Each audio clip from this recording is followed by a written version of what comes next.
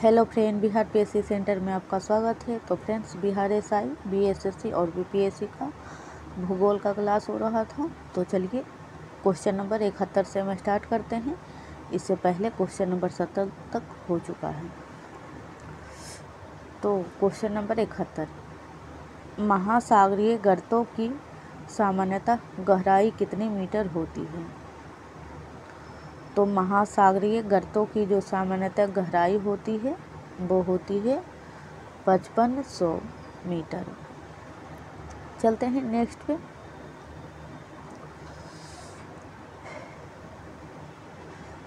इनकी गहराई सामान्यतः 5500 मीटर होती है। सबसे गहरे गर्त की गहराई 11 किलोमीटर है। यदि एवरेस्ट पर्वत को इस गर्त में डुबो दिया जाए तो इसकी चोटी समुद्र जल स्तर से लगभग 2 किलोमीटर नीचे ही रहेगी। यानी कि इतनी गहराई है कि एवरेस्ट को डुबोने पर भी 2 किलोमीटर नीचे ही रह जाएगी। चलते हैं नेक्स्ट पे। क्वेश्चन नंबर 72, किसके गुरुत्वाकर्षण के कारण ज्वार भाटा आता है? तो इसका जो राइट आंसर हो जाएगा वो हो जाएगा पृथ्वी पर सूर्य और चंद्रमा का गुरुत्वाकर्षण के कारण ज्वार भाटा पृथ्वी पर आती है। चलते हैं नेक्स्ट पे।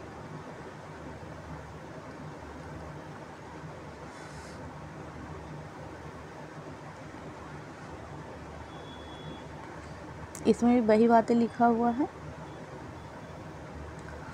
क्वेश्चन नंबर 73, गंगा नदी का डेल्टा किस प्रकार का है? अगर आपको आंसर पता हो फ्रेंड्स तो कमेंट ज़रूर करें। तो इसका जो राइट आंसर हो जाएगा चापाकार डेल्टा। चलते हैं नेक्स्ट पे।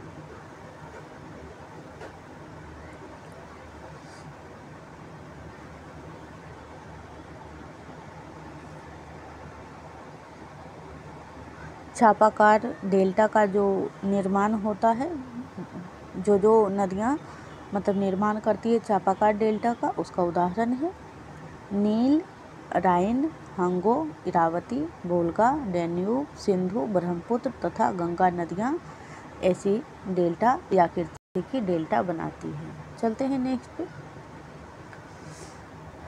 क्वेश्चन नंबर 74, भूकंपीय तीव्रता की समानता वाले स्थानों को मिलाने वाली रेखा क्या कहलाती है?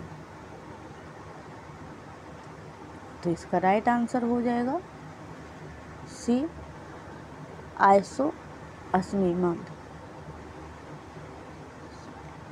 आइसोसिस्मल। जहाँ पे भूकंपीय तीव्रता, जहाँ जिस स्थान पे भूकंप का तीव्रता समान हो उसी स्थान को मिलाने वाले रेखा को हम आइसोसिस्मल कहते हैं। चलते हैं नेक्स्ट पे।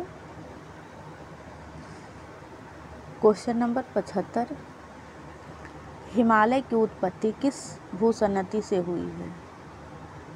तो हिमालय की जो उत्पत्ति हुई है वो टेथिस सागर की भूसन्नति से हुई है।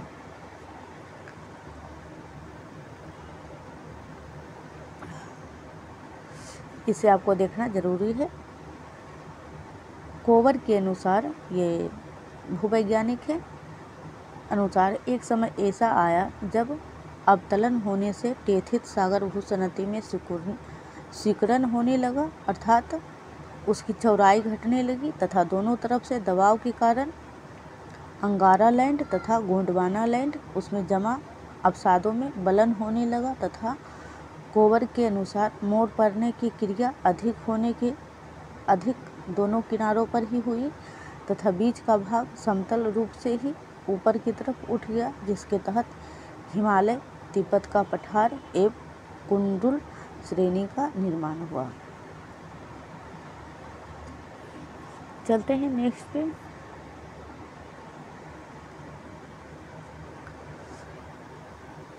इसका आंसर हमने बता दिया टेथिस। क्वेश्चन नंबर 76, अंत पर्वतीय पठार का उदाहरण नहीं है। तो तिब्बत का पठार अंतः पर्वतीय पठार का उदाहरण है। कोलंबिया का पठार ये भी अंतः पर्वतीय पठार का उदाहरण है। तो इसका जो राइट आंसर हो जाएगा पेंटागोनिया का पठार है, जो कि अंतः पर्वतीय पठार नहीं है। अब बोल्विया का भी पठार अंतः पर्वतीय पठार है।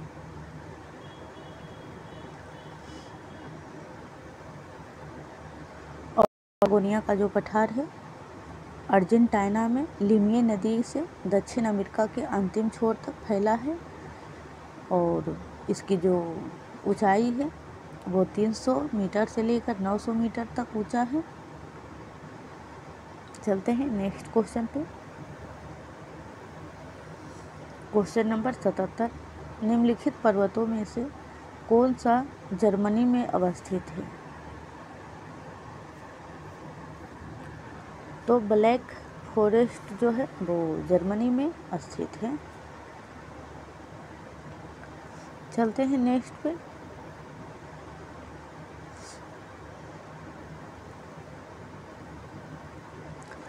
फ्रेंड्स, चैनल पे पहली बार आए हैं तो प्लीज़ चैनल को सब्सक्राइब करें, वीडियो को लाइक करें और कमेंट और शेयर करें। और फ्रेंड्स, बिहार एसआई का प्रैक्टिस सेट का क्लास हो रहा है, 5 प्रैक्टिस सेट कंप्लीट भी हो चुका है। और बिहार एसआई के लिए और बीपीएससी के लिए मॉडर्न हिस्ट्री, एंशिएंट हिस्ट्री और पॉलिटी का क्लास हो रहा है, तो आप ज़रूर देखें। क्वेश्चन नंबर 78, सही उत्तर चुनिए जो कि वायुमंडल की परतों की क्रमबद्धता को दर्शाती है। यानी पृथ्वी से ऊपर कौन सी परत है, फिर उसके ऊपर कौन सी परत है। तो इसका राइट आंसर हो जाएगा बी, परिवर्तन मंडल, समताप मंडल, मध्य मंडल, आयन मंडल और आयतन मंडल। चलते हैं नेक्स्ट पे।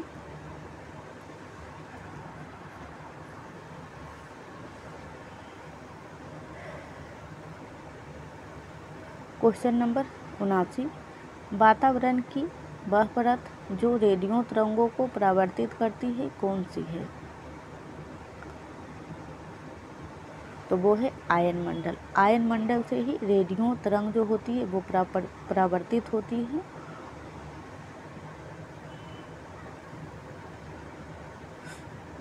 क्वेश्चन नंबर 80, वायुमंडल में ट्रोपोस्फेयर के ऊपर कौन सी परत पाई जाती है? तो ट्रोपोस्फेयर के जो ऊपर परत पाई जाती है वो रहती है स्ट्रेटोस्फेयर। चलते हैं नेक्स्ट क्वेश्चन पे। क्वेश्चन नंबर 81, संयुक्त राज्य अमेरिका के पश्चिम तट से प्रारंभ होकर रॉकी पर्वत को पार करके उसके नीचे उतरने वाली गर्म एवं शुष्क हवा किस नाम से जानी जाती है? तो चिनूक हवा।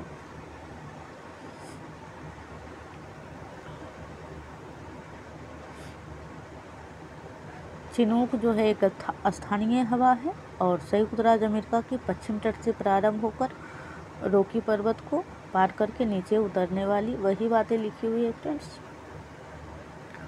क्वेश्चन नंबर 82, व्यापारिक पवनों की परिघटना किस कारण से होती है? ये बीपीएससी में पूछा हुआ क्वेश्चन था, सिर्फ डायमेंशन थोड़ा बदला हुआ था। तो इसका जो राइट आंसर हो जाएगा ऊष्मा का संवहन।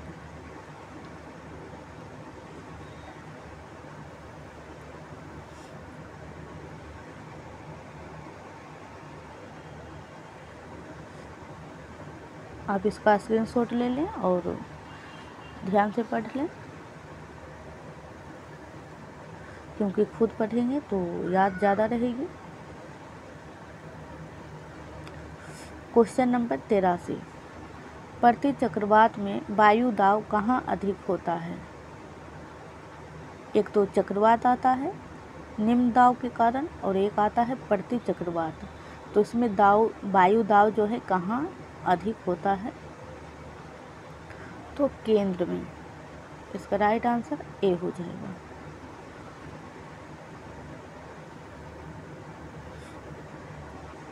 प्रति चक्रवात या विरुद्ध चक्रवात यानी वृत्ताकार समदाव रेखाओं द्वारा घिरा हुआ वायु का एक ऐसा क्रम होता है जिसे केंद्र में वायुदाब उच्च होता है और बाहर की ओर घटता जाता है,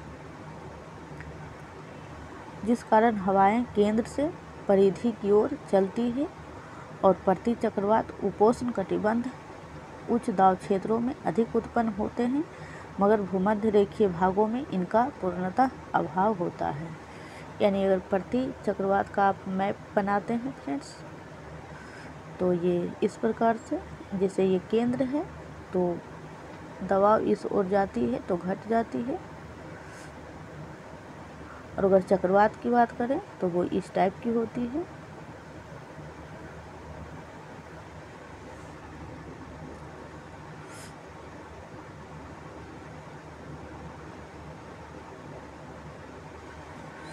चलते हैं नेक्स्ट पे।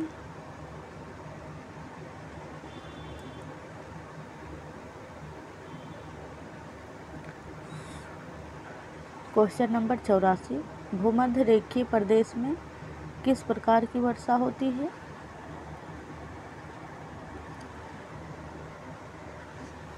तो इसका राइट आंसर हो जाएगा संवहनीय वर्षा।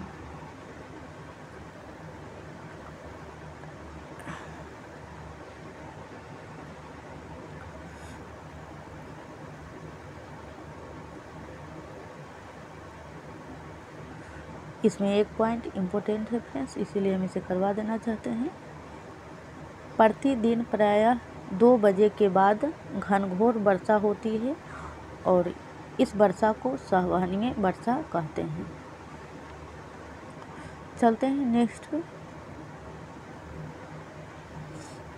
क्वेश्चन नंबर 85, एक सकरी गहरी तथा तीव्र ढाल युक्त किनारों वाली नदी घाटी को किस नाम से जाना जाता है? यानी कि सकरी भी हो और गहरी भी हो और तीव्र ढाल भी हो, तो इस प्रकार की नदियाँ को क्या कहा जाता है? तो कैनियन कहा जाता है।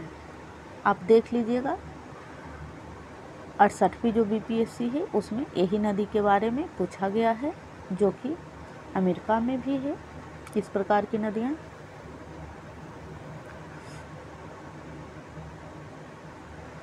चलते हैं नेक्स्ट पे। क्वेश्चन नंबर 86, चंद्राकार बालू के टीलों को कहते हैं। तो चंद्राकार जो बालू के टीले होते हैं, जो कि रेगिस्तान में ऐसे आकृतियाँ बनती हैं, तो ये बरखान इसे कहा जाता है। आपने मरुस्थलीय क्षेत्र में देखा होगा इस टाइप का बना हुआ, तो इसे ही कहा जाता है। बरखान अथवा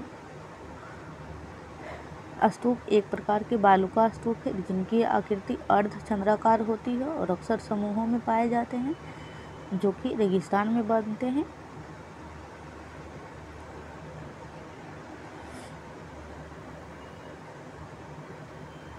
क्वेश्चन नंबर 87, पिंगो स्थलाकृति निम्न में से किस क्षेत्र में पाई जाती है? पिंगो स्थलाकृति, तो ये परिहिमानी क्षेत्र में पाई जाती है।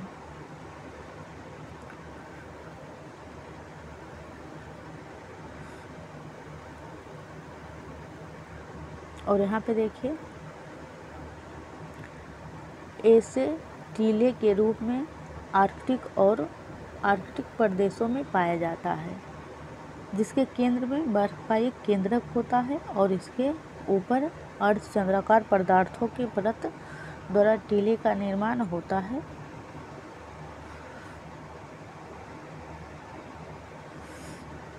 बस इतना ही कि ये कहाँ बनती है, तो आर्कटिक में और उप आर्कटिक प्रदेशों में पाई जाती है। क्वेश्चन नंबर 88, निम्न में से कौन सा गीजर भारत के बिहार प्रांत में स्थित है? बिहार स्पेशल में हमने इसे करवा रखा है, तो आप उसे ज़रूर देख लीजिएगा। टोटल 40 वीडियो है। बिहार स्पेशल से जितने भी GK GS बनते होंगे हमने सभी को कवर किया है। तो क्वेश्चन नंबर 88 का जो राइट आंसर हो जाएगा वो हो जाएगा सीता कुंड।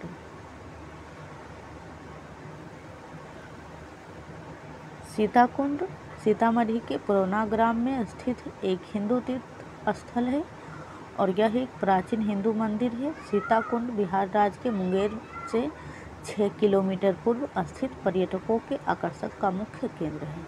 तो आप जो है सीता कुंड कहाँ है, तो मुंगेर से 6 किलोमीटर दूर।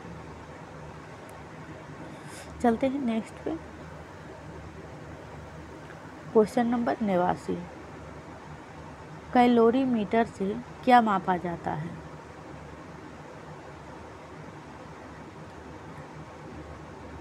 तो कैलोरीमीटर से जो मापा जाता है फ्रेंड्स, वो ऊष्मा की मात्रा मापा जाता है।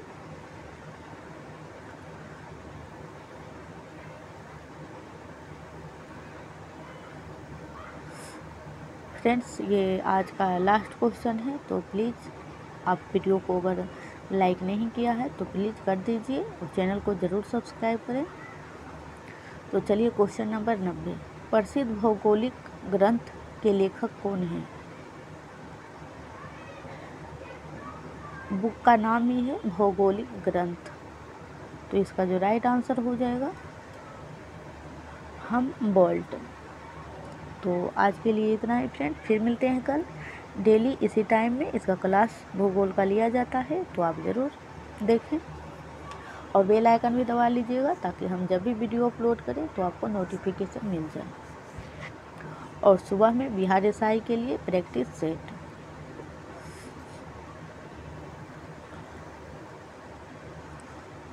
कॉस्मोस अलेक्जेंडर वोन हमबोल्ट की प्रसिद्ध रचना है और यह एक शोध प्रबंध के रूप में है जो 5 में छपी थी और हमबोल्ट के व्यापक प्रक्षेपण यात्राओं का चिंतन का प्रतिदर्श है।